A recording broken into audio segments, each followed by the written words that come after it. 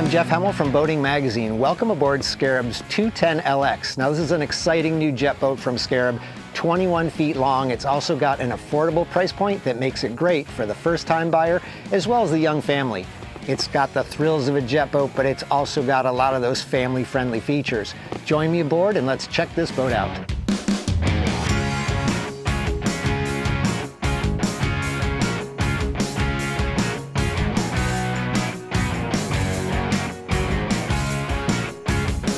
So why does someone want to consider a jet boat as opposed to a stern drive or an outboard? One of the reasons is what we have right back here. The Rotax engine inside this boat is low profile. It keeps this transom nice and low. One of the big things, however, is this boat has no prop. It's got an impeller enclosed in a jet pump. That makes it very safe at the transom. It also draws far less water. That makes it really ideal for families who want to spend time back here swimming off the back, playing, wake surfing, wakeboarding, and doing other activities. The performance-minded buyer will also appreciate a jet's agility and speed.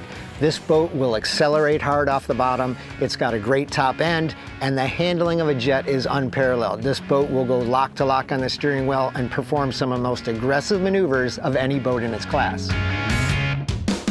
This boat is also optioned with an extended swim platform. That just makes the transition in and out of the water a lot easier. It's ideal when swimming, but also when you're gearing up for water sports. To enhance the experience, we've got the stereo remote control back here, so you can control those tunes even when you're in the water. The standard stereo system has also been upgraded from its 4 speakers to include 2 back here on the swim platform to further enhance that experience. And if you check out one little detail, there's a really cool ski toe back here. It's actually Scarab's logo, and it pops out to hold your tow rope.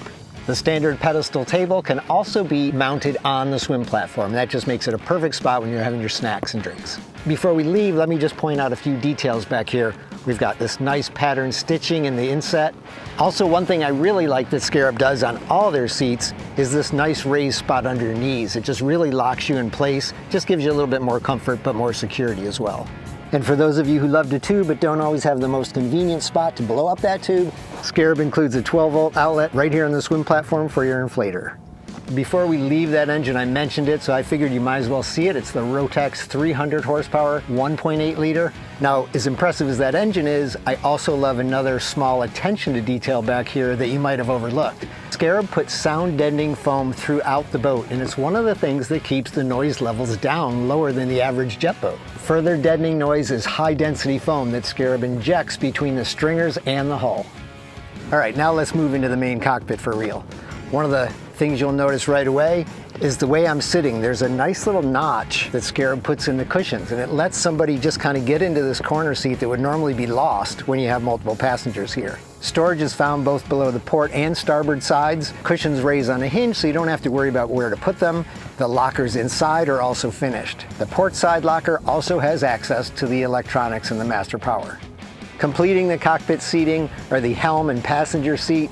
Again, Scarab does it a little on the higher end. This is very plush. It's got a flip-up bolster. There's flow-through ventilation, and they're just really comfortable wraparound seats. But another neat feature, just like we saw aft, they've got that same cutout. So if I'm the passenger or the captain and I want to talk to the crew, I can easily turn. There's a spot for my leg to go right in there. Below the floor, there's a nice deep ski locker. Raises on a pneumatic strut. It's padded down below so that your expensive water toys don't get dinged up. This is also where, if you get the wake package, you'll add yet another ballast bag to kick up that wake behind. And from the swim platform to the main cockpit and forward, you've got snap-in marine mat flooring. Now that's really comfortable underfoot. It's got a nice soft touch, but if you live in a saltwater environment like I do and you occasionally don't want to mess with mats, they're snap-in, so you can remove those from the boat and hose it all right down. And you can really hose it all right down because this is a self-bailing cockpit. There's scuppers in the back corners that just drain any water that gets aboard away. The port console is topped with a nice little EVA foam nook just to catch some odds and ends. There's a deep glove box. It's lockable, so if you leave the boat, you can lock some of your valuables inside. There's also a wireless charging cradle to keep your phone topped up at all times. Moving to the Helm, the LX package includes an 8-inch touchscreen display. What I like about it is it includes the speed and the RPM always present on the left-hand side of the screen.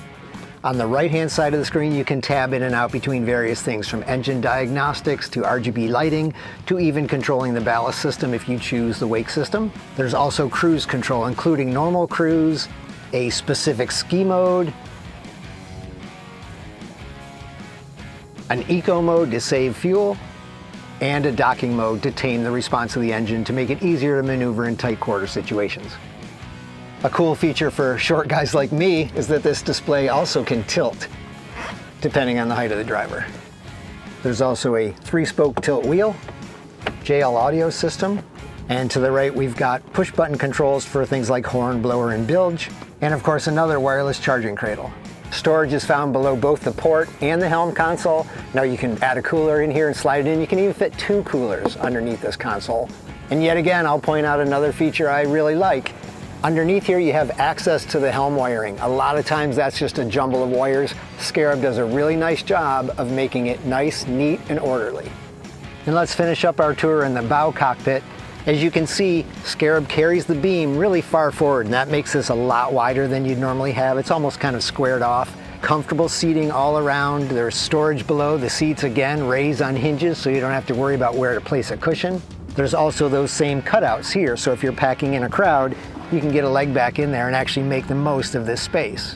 Lean back in almost any of these positions and you'll notice nice bolsters instead of just a cushion on the side. We've got it all the way around, so no matter who's up here looking back, maybe watching the action while somebody's wake surfing, you've got a comfortable spot. And there's the third of those 3 table mounts right up here in the bow. I give extra points for an actual anchor locker right up here ready to hold a Danforth anchor. I also, again, like the marine mat. You find it all over the cockpit, but you also find it in areas people would step on and off the boat, like here at the bow. I'd also recommend wakeboard fans add this optional wake tower. It's stylish, it gives you a sturdy pull. It's also a great spot to add canned speakers, board racks, or bimini top. If you're looking for a jet boat that epitomizes bang for the buck, a boat that you can ski and wake behind, but also has plenty of amenities for the family, you need to check out Scarab's 210LX. I'm Jeff Heml for Boating Magazine, and I will see you out on the water.